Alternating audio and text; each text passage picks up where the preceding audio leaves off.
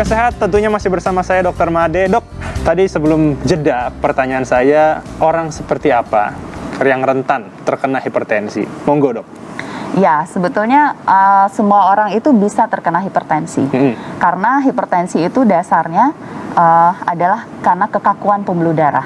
Oke. Jadi sebetulnya hipertensi itu, Mas El, itu ada dua.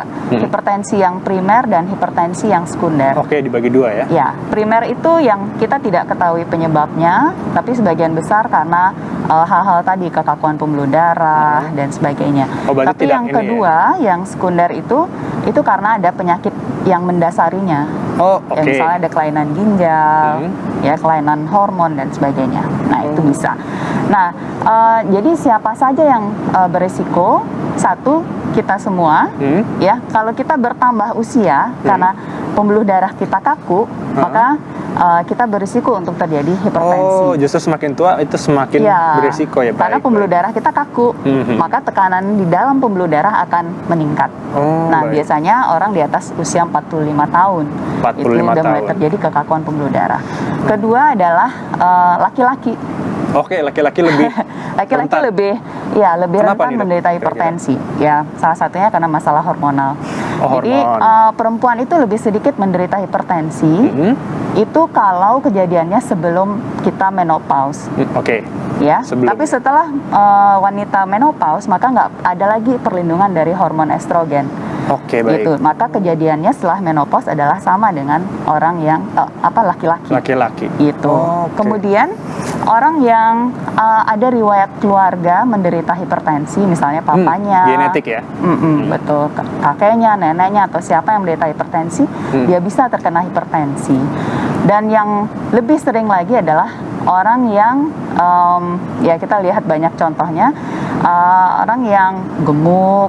Oke. Ya. Dengan kondisi berat badan ya, Betul, berarti. sedentary lifestyle. Betul, lifestyle. Ya, jadi kemana-mana naik mobil. Kemudian sekarang pandemi gini, WFH. Di rumah aja. Iya, pesan makan gampang, gampang dan sebagainya. Dok, ini kan tadi genetik. Tapi sebenarnya mungkin sebelum kita ke dokter ya untuk bisa mengecek tekanan darah, kira-kira ada gejala-gejala yang muncul nggak sih? Gimana dok? Iya, jadi sebetulnya kalau di pasien banyak datang ke tempat praktek itu, dokter, tengkuk saya sakit gitu kan? Oh, ini ya? Terus pusing dan sebagainya. Sebetulnya itu bukan gejala spesifik untuk hipertensi. Justru hipertensi itu, Mas El, nggak punya gejala. Sebagian besar orang tidak bergejala. Oke, tidak bergejala. Tiba-tiba begitu diukur tensinya 200, ya, dan dia stroke, gitu. Baik. Jadi memang kita tidak tahu apakah kita menderita hipertensi atau tidak hanya dengan mengandalkan gejalanya saja. Jadi memang harus ukur tekanan darah untuk tahu apakah harus rutin, kita betul. Oke, baik. Berarti secara tidak langsung ini dikatakan sebagai pembunuh yang diam-diam, silent killer ya dok ya. Iya. Nah dok, ini bicara kita di tengah pandemi. Kemarin Kemenkes merilis data bahwa 50,2% dari pasien COVID yang masih aktif itu menderita komorbidnya hipertensi, dan sekitar 13,2% pasien yang meninggal itu komorbidnya hipertensi. Apa betul dok, untuk seseorang yang memiliki hipertensi ini lebih rentan untuk terpapar virus COVID-19? Iya, jadi memang dari awal pandemi juga isu tentang hipertensi ini sudah ramai diperbincangkan ya. Jadi laporan tidak hanya dari Indonesia, dari China di awalnya, kemudian dari Italia, dari Prancis, Jepang dan sebagainya, memang hipertensi merupakan salah satu faktor risiko untuk menderita terinfeksi COVID-19. Gitu. Kenapa jadi tuh, Dok? Kenapanya?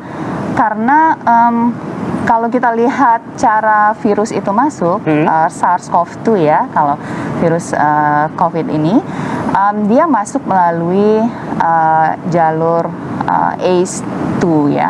Jadi ACE2 atau angiotensin converting enzyme, jadi satu protein. Protein ya. Protein yang diekspresikan di berbagai sel di tubuh kita, ya, terutama di paru, ya, di saluran nafas atas, di hidung, kemudian ada juga di mata, mata ya, di kornea, dan juga di saluran cerna, di gastrointestinal.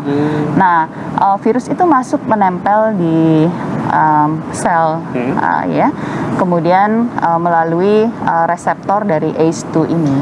Oke. Gitu. Jadi kalau misalnya banyak reseptornya, semakin banyak reseptornya, maka mungkin gejala klinisnya juga akan semakin berat. Oke, baik. Dok, di masa pandemi ini sebenarnya, nah ini mungkin cerita ke pengalaman Dokter Made. Saat pandemi ini apakah orang yang menderita hipertensi ini semakin banyak, Dok? Karena mungkin kan seperti yang Dokter Made bilang tadi, perubahan pola gaya hidup. Naik mobil, di rumah aja. Gimana, Dok? Mungkin ya, kita belum tahu apakah di masa pandemi ini justru memicu kejadian hipertensi lebih banyak lagi. Ya mungkin aja. Jadi ini interaksi antara penyakit menular, Betul. ya, dari infeksi COVID, kemudian sampai menyebabkan perubahan pada misalnya kejadian penyakit tidak menular hipertensi ini. Bisa jadi mungkin layak Bisa untuk jadi, dijadikan penelitian ya. Oke. Nah, tapi sebenarnya, Dok, ini untuk normalnya orang ini untuk pengecekan tekanan darah itu baiknya berapa kali dalam sebulan, mungkin dalam rentang waktu sebulan kali ya? Oh, kalau kita misalnya tidak ada faktor resiko ya, mama papa atau keluarga relatif lainnya nggak ada hipertensi, kemudian kita lifestyle kita bagus gitu, mungkin bisa setahun sekali. Oh, setahun sekali? Iya, tapi kalau misalnya kita udah lebih tua, ya di atas 45 tahun bisa 6 bulan sekali. Tapi begitu kita punya relatif yang hipertensi, kemudian kita udah mulai obes atau overweight, ya kita lebih sering, bisa sebulan sampai 3 bulan sekali untuk cek tekanan darah. Tapi begitu kita terdiagnosis hipertensi, itu harus lebih sering. Oke, harus lebih sering ya berarti ya. Nah, oke, Dok. Nah, sebenarnya nih hipertensi ini bisa disembuhin nggak sih, Dok? Tapi jangan dijawab dulu, Dok. Sobat Sehat, jangan kemana-mana, jangan beranjak dulu. Ayo Sehat akan kembali usai jeda.